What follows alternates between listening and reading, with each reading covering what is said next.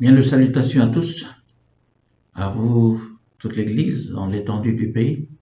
Vous soyez sur le Grand Nord comme dans le centre comme dans le sud ou sur les îles Loyauté. Et aussi à tous nos amis, nos sympathisants. J'aimerais au nom de la pastorale vous apporter tout le soutien dont vous avez besoin les uns et les autres dans ce temps difficile que nous vivons actuellement dans le pays. Nos lieux de réunion sont fermés. Nous pouvons nous rassembler jusqu'à la levée du confinement. Néanmoins, pour nous encourager les uns les autres, nous avons la présence de Dieu avec nous. Comme il a promis aux disciples, et ce qui est valable aussi pour chacun d'entre nous qui vivons la même expérience, je suis avec vous tous les jours jusqu'à la fin du monde. Dans l'évangile de Matthieu, chapitre 28, le verset 20. Sa promesse aussi pour nous, dans le psaume 91, verset 1er, contre les épidémies, les fléaux. Et il est dit ceci, celui qui demeure sous l'abri du Très-Haut repose à l'ombre du Tout-Puissant. Ainsi, nous sommes assurés les uns et les autres de sa bonne protection. Et c'est pourquoi il va dire aussi ceci aux disciples dans l'évangile de Jean, chapitre 14, verset 1er, que votre cœur ne se trouble point. Croyez en Dieu et croyez en moi. Et nous avons aussi cette paix qui nous est dit dans le verset 27 de ce même chapitre, je vous laisse ma paix. Et nous avons cette paix qui peut nous garder dans la tranquillité, le repos, qui peut nous garder dans le calme et la confiance pour que nos cœurs ne puissent point s'alarmer et ne point se troubler. Ainsi, j'aimerais vous apporter tout notre soutien, vous encourager à rester dans le calme et la confiance et rester dans la paix du Seigneur, cette paix qui surpasse toute intelligence et qui peut seule garder nos cœurs et nos pensées en lui. C'est pourquoi j'aimerais, avant de terminer, remercier l'équipe qui nous permet de diffuser par le net nos réunions de semaine, du mardi et du jeudi, et nos cultes et l'évangélisation le dimanche. Encore un grand merci et que Dieu les bénisse dans leur consécration. Et aussi, cela nous permet de pouvoir garder le contact, de nous encourager ensemble autour de la bonne parole du Seigneur, pouvoir partager ensemble les différents sujets de prière que nous pouvons énumérer pour que nous puissions nous soutenir les uns et les autres et de continuer à bénéficier aussi au travers des diffusions, la complémentarité des différents ministères dons qui interviennent et de pouvoir ainsi continuer à persévérer, de combattre le bon combat de la foi et de continuer à annoncer le merveilleux message de l'Évangile qui est la puissance de Dieu pour le salut de quiconque croit. Je vais terminer en disant ceci, soyez bénis et que la grâce et la paix de Dieu soient votre partage aux uns et aux autres. Un bon confinement, que Dieu vous bénisse.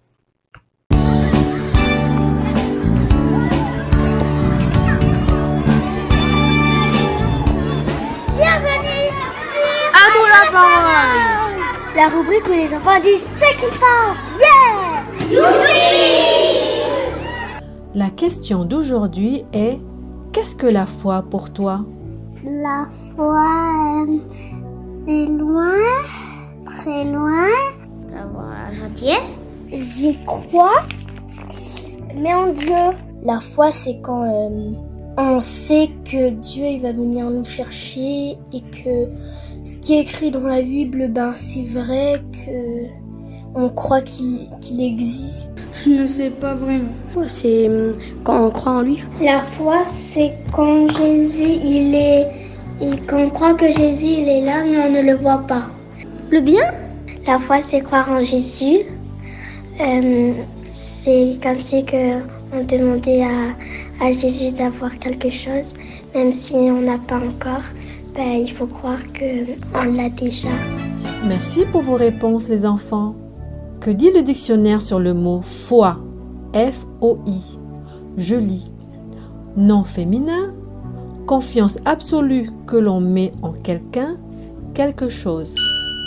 Qu'est-ce que cela veut dire? Par exemple, lorsqu'on vous demande de vous asseoir sur une chaise, en général, vous vous asseyez sans vous poser de questions. Vous ne tournez pas autour de la chaise pour vous assurer que tout va bien avant de vous asseoir. Vous avez confiance que les pieds de la chaise sont solides et vous croyez que vous n'allez pas tomber. Que dit la Bible, la parole de Dieu, à propos de la foi? Hébreux au chapitre 11, verset 1 nous enseigne. Qu'est-ce que la foi? C'est une façon de posséder déjà les biens qu'on espère. C'est être persuadé que les choses qu'on ne voit pas existent vraiment. Quand j'étais en CM1, mes notes en dictée étaient très mauvaises et à chaque dictée, j'étais découragée.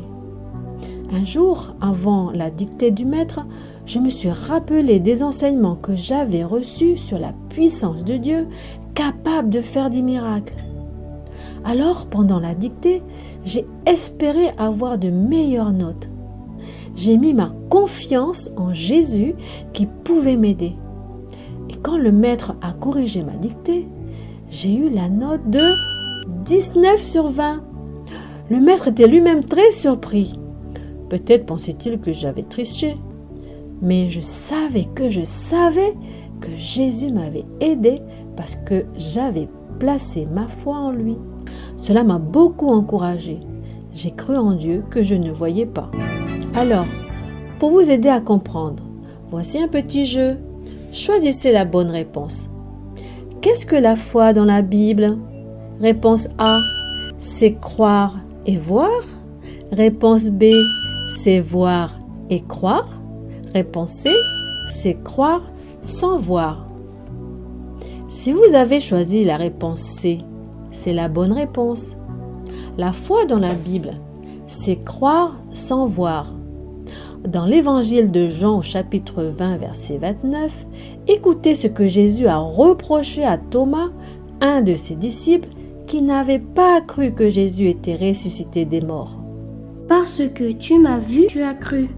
Heureux ceux qui n'ont pas vu et qui ont cru. Hébreux chapitre 11, verset 6 ajoute.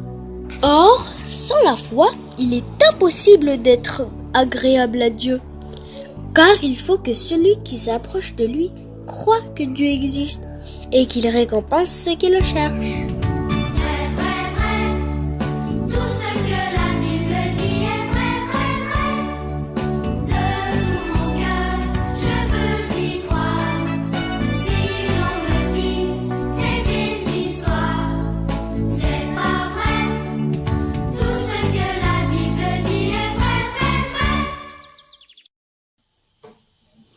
Voilà. Bien le bonsoir à tous. Heureux de nous retrouver ensemble dans ce temps de partage de la bonne parole de notre Dieu. Nous croyons qu'au travers d'elle, des cœurs ce soir seront touchés. Et nous voulons croire encore que cette parole, elle est toujours d'actualité pour pouvoir répondre aux besoins des cœurs. Particulièrement encore dans ces temps que nous vivons dans notre pays. Nous voulons croire que nous avons la solution. Cette solution-là, elle se trouve dans la personne de Jésus. Et c'est cette personne que nous voulons vous présenter tout à nouveau ce soir, au travers encore de ce beau message de l'Évangile. Je propose, avant toute chose, que nous puissions courber nos cœurs dans la prière. Notre Père et notre Dieu, nous te sommes infiniment reconnaissants à nouveau pour cette grâce que tu nous fais pour, Seigneur, cette soirée. Un temps mis à part pour que nous puissions être à l'écoute de ton Évangile. Un évangile qui sauve, un évangile qui change des vies, un évangile qui transforme des cœurs. Et nous croyons que ce soir, derrière, Seigneur, ces auditeurs, il y a de ceux qui sont là avec des besoins et qui, ce soir, veulent entendre aussi ta voix, Seigneur. Alors merci de répandre encore ta grâce, Seigneur, sur notre vie et que tu puisses encore amener ces cœurs, Seigneur, à un changement, à vivre, Seigneur, la transformation, à vivre encore un renouveau en ton nom, Seigneur. Alors, Père, merci de bénir cette soirée, de nous conduire et de nous inspirer par ton esprit. Et c'est là simplement notre prière, dans l'autorité du nom de Jésus, notre Sauveur et notre Dieu, que nous te prions, Père. Amen. Amen. Je voudrais vous inviter à prendre quelques cœurs avec moi, après quoi nous partagerons la parole de notre Dieu. Il y a un cœur qui nous dit ceci: Seigneur, abrite-moi. Nous voulons, dans ces temps que traverse notre pays, nous abriter sous les ailes de notre Dieu Tout-Puissant. parce qu'il est un abri sûr, il est notre protecteur, il est celui qui est notre refuge dans la détresse. Alors ce soir encore, si tu as besoin encore de ce soutien-là, tu peux t'approcher de ce Dieu vivant. Béni soit Dieu. Abrite-moi.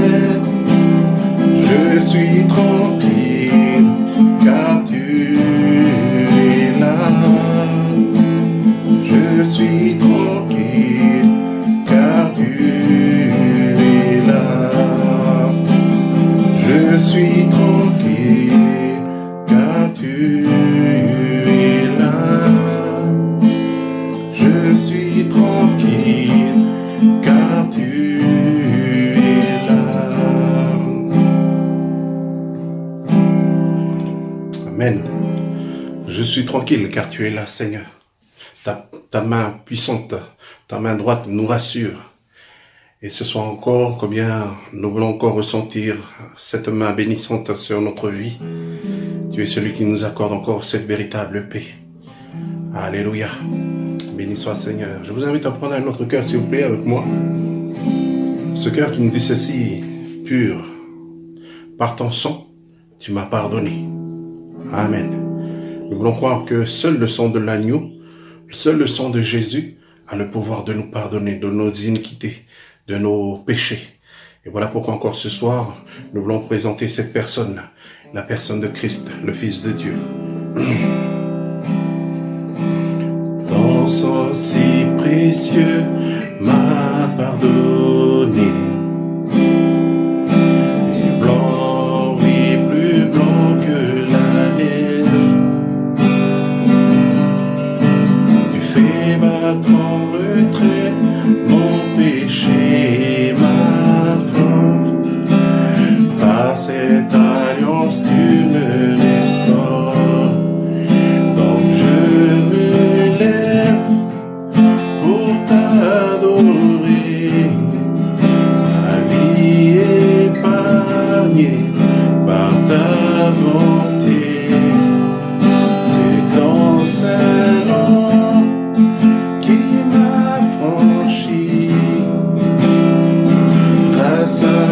Jésus, mon cœur est pur. Affermis mon cœur dans ta présence. Rends-moi la joie de ton salut. Attire-moi près de toi et sanctifie ma vie. Ton esprit fait toutes choses nouvelles. Quand je me lève pour t'adorer, ma vie est épargnée par ta bonté. C'est ton seul nom qui m'a franchi. Grâce à toi, Jésus, mon cœur est pur.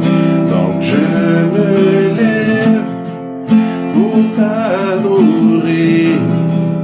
Ma vie est épargnée par ta bonté. C'est ton saint nom qui m'a franchi. Grâce à toi, Jésus, mon cœur est pur. Grâce à toi, Jésus, mon cœur est pur. Grâce à toi, Jésus, mon cœur est pur. Amen. Grâce à toi, Jésus, mon cœur peut être purifié. Béni soit Dieu. Voilà, nous laissons maintenant toute la place à la parole de Dieu. Que Dieu bénisse nos cœurs, que Dieu bénisse Seigneur ces temps. Alléluia. État d'urgence. C'est ce qu'a déclaré ce décret du gouvernement. Le 9 septembre, l'état d'urgence sanitaire est déclaré sur l'ensemble du territoire de la Nouvelle-Calédonie. Des hommes et des femmes se sont mobilisés dans tout le pays vers les centres de vaccination pour recevoir leur dose de vaccin. Savez-vous que la Bible aussi nous parle d'un autre type d'état d'urgence, celui qui est d'ordre spirituel, celui qui concerne tous les hommes, parce que l'homme devant Dieu est un être perdu. Regardons ensemble, s'il vous plaît, le livre de la Genèse, chapitre 3, nous dit ceci dans le verset 9 à 10. Alors ils entendirent la voix de l'Éternel Dieu, qui parcourait le jardin vers le soir, et l'homme et sa femme se cachèrent loin de la face de l'Éternel Dieu, au milieu des arbres du jardin. Mais l'Éternel Dieu appela l'homme et lui dit, « Où es-tu » Il répondit, « J'ai entendu ta voix dans le jardin et j'ai eu peur, parce que je suis nu et je me suis caché. » Verset 17, il dit à l'homme, « Puisque tu as écouté la voix de ta femme et que tu as mangé de l'arbre au sujet duquel je t'avais donné cet ordre, tu n'en mangeras point. Le sol sera maudit à cause de toi. C'est à force de peine que tu en tireras ta nourriture tous les jours de ta vie. Amen. » C'est là un des moments les plus tragiques de l'histoire de l'humanité. Pourquoi ? Car la scène qui se déroule ici a eu une conséquence dramatique dans l'histoire des hommes, jusqu'à notre ère aujourd'hui, et même jusqu'à cette minute où je vous parle. C'est le récit de la tentation et de la chute de l'homme. Dieu posait des questions, mais il ne cherchait pas des renseignements. Il connaissait bien sûr les réponses, mais parmi ces questions-là, celle qui voudrait t'adresser aussi ce soir à toi, cher ami. Où es-tu ? Le où es-tu de Dieu ? Où es-tu sur le chemin qui te mène vers l'éternité avec Dieu ? Où en es-tu dans ta vie de foi ? Où est-ce que tu te trouves ? Où te situes-tu actuellement dans ta vie ? Cette question-là, elle est aussi valable pour nous chrétiens, pour nous églises. Où es-tu, sentinelle de Dieu ? Où es-tu, parent chrétien ? Où es-tu, intercesseur ? Où es-tu, toi qui es appelé à impacter ta génération ? Où es-tu, toi qui es appelé à être un témoin vivant de l'évangile de Christ ? Où es-tu ? Le où es-tu de Dieu retentit à nouveau ce soir. Regardons ensemble un des résultats de la malédiction qui a atteint tous les hommes, notre vie a été écourtée. Notre vie maintenant est devenue éphémère. Notre vie est maintenant de courte durée. Regardez ce que dit Job. Job chapitre 14, verset 1er jusqu'au verset 3. L'homme né de la femme, sa vie est courte, sans cesse agitée. Il naît, il est coupé comme une fleur, il fuit et disparaît comme une ombre. Et c'est sur lui que tu as l'œil ouvert. Oui, cher ami, il y a une bonne nouvelle ce soir. Dieu a les regards sur toute sa création. Dieu a l'œil ouvert sur ta vie. Dieu a le regard sur celui qui l'a fait naître. S'il y avait un titre à donner à notre méditation simplement ce soir, ce serait celui-ci, vie éphémère. C'est le résultat de ce qui a été fait comme désobéissance dans ce jardin d'Éden. Notre vie, nous qui étions appelés à vivre autrefois, comme Adam et Ève, dans l'éternité avec Dieu, mais par la désobéissance, par la transgression du commandement de Dieu, le péché a atteint tous les hommes, si bien que maintenant notre vie est devenue une vie éphémère. La vie est courte. La mort peut nous frapper à n'importe quel moment. Selon les statistiques, la mortalité dans le monde correspond à 1,81 décès chaque seconde sur Terre, soit 109 décès par minute et près de 157 000 décès par jour, soit près de 57,3 millions chaque année. C'est-à-dire que chaque année, il y a 57,3 millions d'hommes et de femmes, d'enfants qui quittent cette terre. Chaque année. C'est beaucoup. C'est immense. Cela nous fait prendre conscience, cher ami, que la vie, c'est avant tout un cadeau de Dieu. On ne peut pas en faire n'importe quoi. On ne peut pas faire ce que l'on veut de cette vie, parce que notre vie, elle est éphémère. Notre vie, elle est courte. Notre vie, elle est passagère. Je le disais au commencement, il n'en était pas ainsi. Nos premiers parents étaient appelés à vivre éternellement avec Dieu. Adam et Ève. Mais soudain, le péché est entré dans le monde et atteint tous les hommes. Dieu est celui qui donne cette vie, mais il a aussi le pouvoir de la reprendre. Et cela me fait réaliser combien devant Dieu ma vie est si fragile. Et c'est ce que Job va dire ici pour décrire l'homme. Et lorsque nous regardons, bien aimés, des synonymes d'éphémère, il nous est dit que éphémère, fragile. Cela nous parle de fragilité. Cela nous parle d'une vie qui est momentanée, une vie qui est périssable, une vie qui est précaire, une vie qui est temporaire. L'homme né de la femme, il vit peu de jours et il est rassasié de tracas.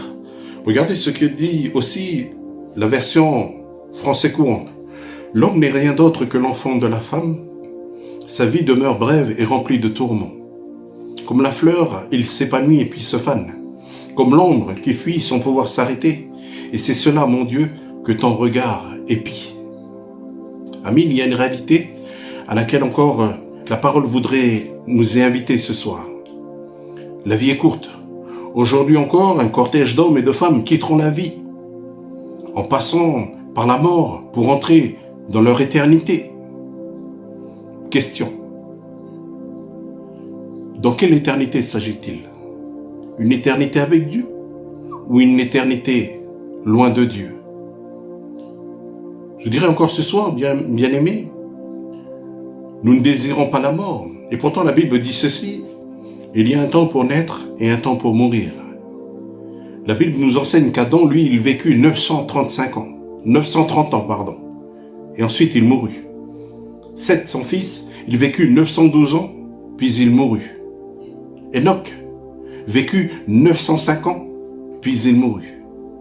Des milliards d'hommes, d'êtres vivants, aujourd'hui, seront tous morts d'ici 100 ans. La Bible déclare ceci. qu'il est réservé aux hommes de mourir une seule fois. Amis, notre vie sur terre est de courte durée. Elle est éphémère, elle est fragile. Voilà pourquoi il nous faut nous préparer à entrer dans cette éternité. L'Évangile nous donne encore les moyens de pouvoir le faire. Voilà pourquoi, lorsque tu entends ces paroles, il te faut faire un choix, il te faut prendre une décision. Nous ne sommes que de passage sur terre. Un jour, vous et moi aurons à faire face à l'éternité et à faire face à celui qui vit dans l'éternité, notre Dieu créateur. Une question se pose à chaque personne derrière cet écran. Où passeras-tu ton éternité? Est-ce avec Dieu ou loin de Dieu? Si tu as des doutes, si tu ne sais pas quelle réponse donner, j'ai une bonne nouvelle pour toi, cher ami, ce soir. C'est celle de cet évangile que tu entends. Au travers d'elle, Dieu s'adresse à tout homme et femme. Elle donne le moyen à chacun de se préparer à entrer dans l'éternité.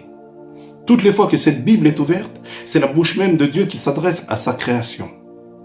Toutes les fois où sa parole est ouverte, elle te met face à un choix, une décision à prendre concernant ta vie. Ce soir, Dieu désire te parler. Où es-tu? Le où es-tu de Dieu retentit à nouveau dans ce lieu. Le où es-tu de Dieu retentit à nouveau dans ta vie ce soir. Il a un message pour toi. Sais-tu quelle est la position de l'homme devant Dieu? Nous l'avons lu ensemble. Dans ce récit de la chute de l'homme, le péché est entré dans le monde et a atteint tous les hommes. Dieu ne veut pas vous laisser dans l'ignorance face à notre état réel devant lui. Nous sommes tous des êtres pécheurs et c'est la Bible qui le déclare. Romains 3, 23 nous dit « Car tous ont péché et sont privés de la gloire de Dieu ». Nous avons tous péché. Nous avons tous désobéi à Dieu. Il n'y a point de juste, pas même un seul. Nul n'est intelligent, nul ne cherche Dieu. Tous sont égarés, tous sont pervertis. Selon Romains 3, chapitre 3, le verset 10 et le verset 12. La Bible parle d'une conséquence pour les péchés. C'est la mort.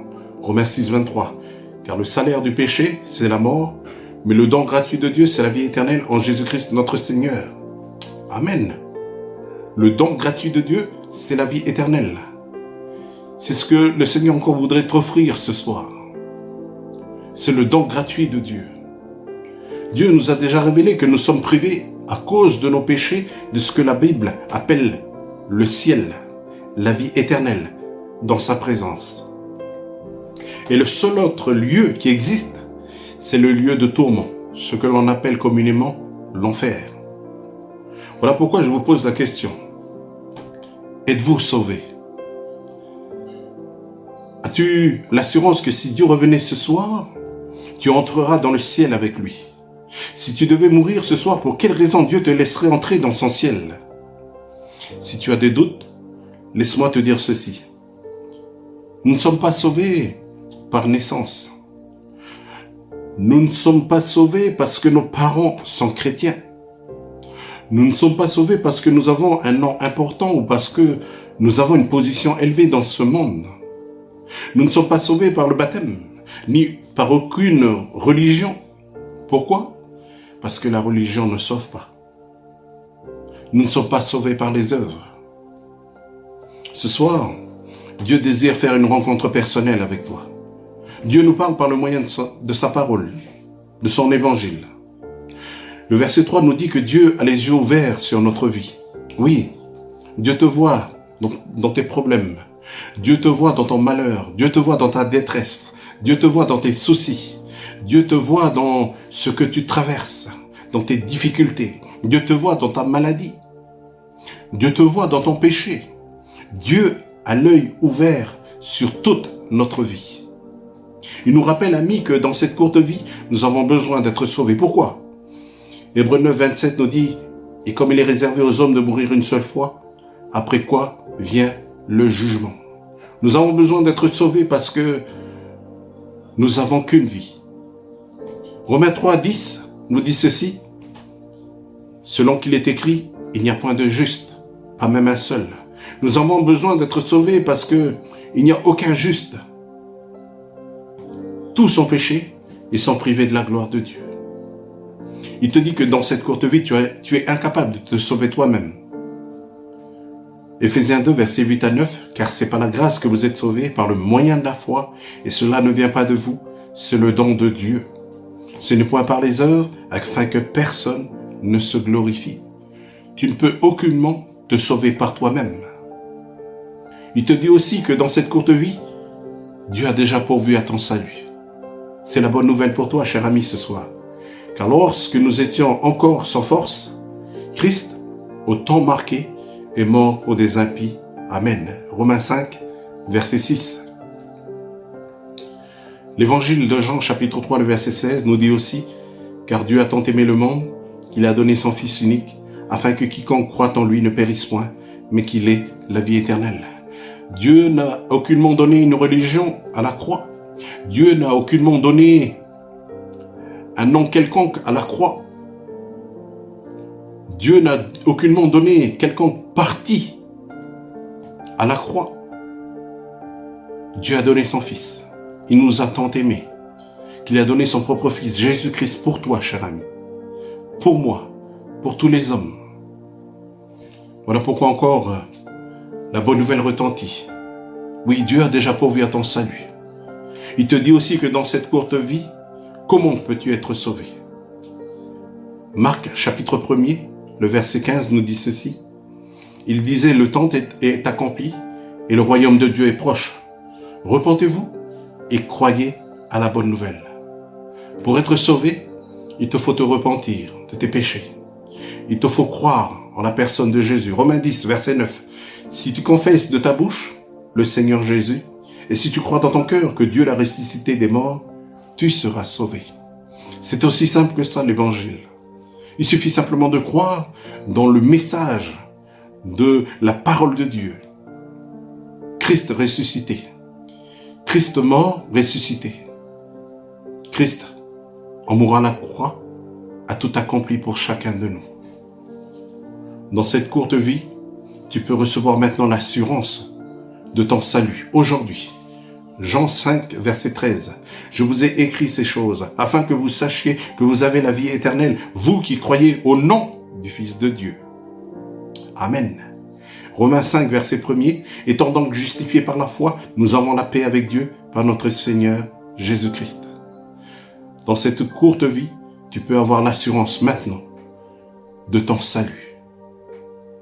Ne veux-tu pas être cette personne ce soir que Dieu vient chercher? Oui, ce soir, Dieu frappe à la porte des cœurs parce qu'il a le désir de pouvoir te sauver.